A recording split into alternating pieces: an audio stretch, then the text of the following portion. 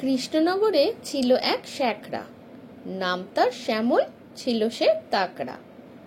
মুখে তার সারাদিন হরি হরর নাম, খদ্দের বেশি থাকলে তা আরো জোরে নেন। আসলে কি ব্যাপার তা এবার আমি বলি। হরি নামে ছিল তার চাকর, তাকেই বলতো হরি হর, মানে এবার তুমি চুরি করো। খদ্দেররা যদি কেউ দিত সোনা রূপা গলাতে, তখনই হরিহর নাম বেড়ে যেত শ্যামলের মুখে। এমনি একদিন গোপাল ভাঁড় এলো, কিছু সোনার গয়না এসে শ্যাকরার হাতে দিল। শ্যামল সেগুলো চাকরের হাতে তুলে বলল হরিহর। ব্যাস, গোপাল ভাঁড় বুঝে গেল। সাথে সাথে গোপাল ভাঁড় শ্যামলকে বলল, অর্ধেক কথা বললে কথাটা পুরো করো।